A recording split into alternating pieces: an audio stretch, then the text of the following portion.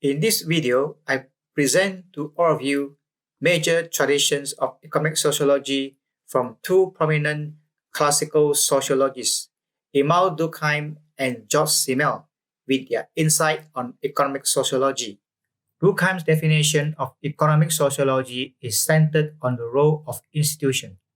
He said, finally, there are economic institutions. Durkheim categorized this institution into three. First is institution relating to the production of wealth, where he referred to serfdom, tenant farming, corporate organization, production in factory, in mills, at home, and so on. Second is institution relating to exchange. For example, commercial organization, market stock exchanges, and so on. Third is institution relating to distribution, such as rent, interest, salary, and so on. Durkheim argued that this institution form the subject matter of economic sociology.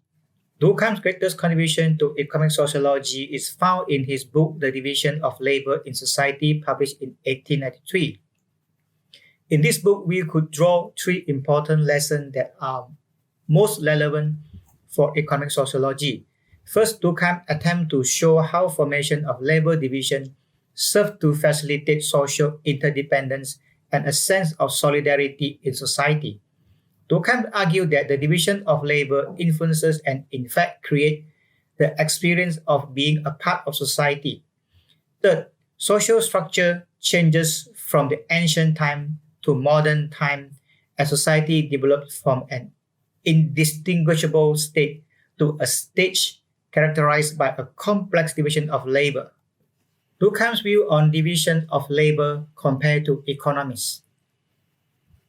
For the economists view division of labor exclusively as an economic phenomenon and its gain in terms of efficiency. On the other hand, Durkheim added a sociological dimension of the division of labor on how it helps to integrate society by coordinating specialized activities. Second, Durkheim argued that people need rules and norms in their economic life and they react negatively to anarchic situations. Third, Durkheim attacked the idea of homo economicus on the ground that it is impossible to separate out the economic element and disregard the rest of social life. Fourth, he argued that economists had selected the wrong abstraction and the non-empirical tendency of economics and the idea that one can figure out how the economy works through a simple logical analysis. Durkheim referred to this as the ideological tendency of economics. Durkheim's formula for a harmonious industrial society is that each industry should be organized into a number of corporations, in which the individual will thrive because of the solidarity and warmth that come from being a member of a group.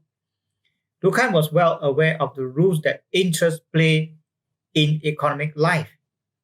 In the elementary form of religious life, Durkheim stresses that the principal incentive to economic activities has always been the private interest.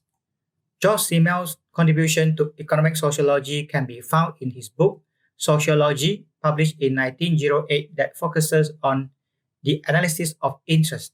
He suggested what a sociological interest analysis should look like and why it is indispensable to sociology. Simmel introduces two general propositions in sociology. First, interests drive people to form social relations. Simmel's concept of sociation refers to an interaction among the individuals that form human society.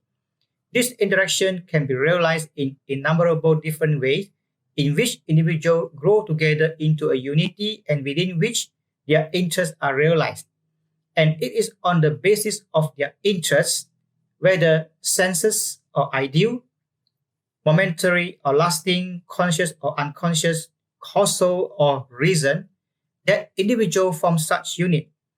Association continuously emerges and ceases and emerges again. Second, it is only through association that interest can be expressed. Economic interest, like other interests, can take a number of different social expressions.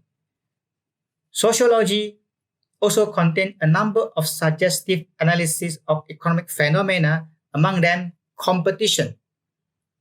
Simmel suggests that competition can take the form of tertius Gordon, which means the third who benefit. For example, B and C competing for A's favor.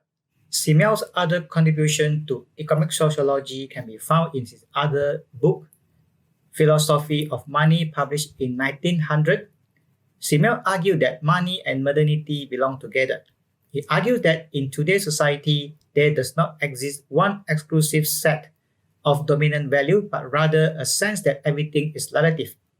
Simmel's work also contained a myriad of insightful sociological reflection on the connection of money with authority, emotion, trust, and other phenomena.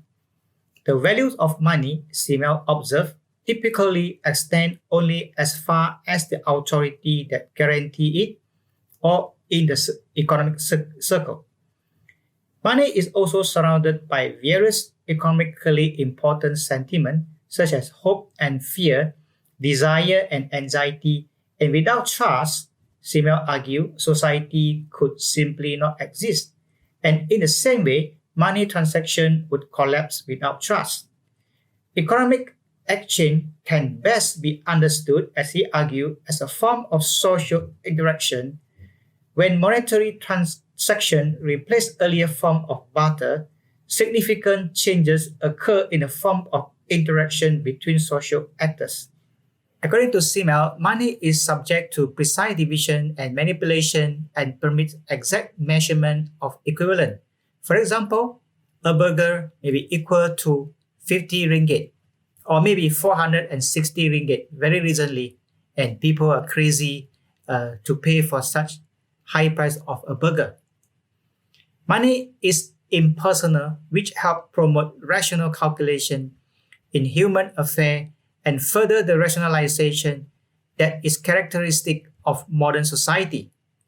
For example, a day's labor is equivalent to $2 and how it is being calculated and being paid to the labor. When money becomes the common link between people, it replaces personal ties. For example, a father may ask a son for help to edit video for his class next week. The son may tell the dad, I can do it, but how would you compensate me?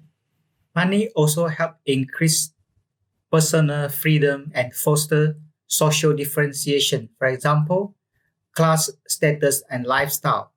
Money replaces natural groupings by voluntary association, which are established for distinct rational purposes. For example, trade association, trade union, learned society, professional association, and environmental groups. Simmel also argues that money dissolves kinship or loyalty bonds when money enters into this realm of relationship. Money in the modern world is more than a standard of value and a means of exchange.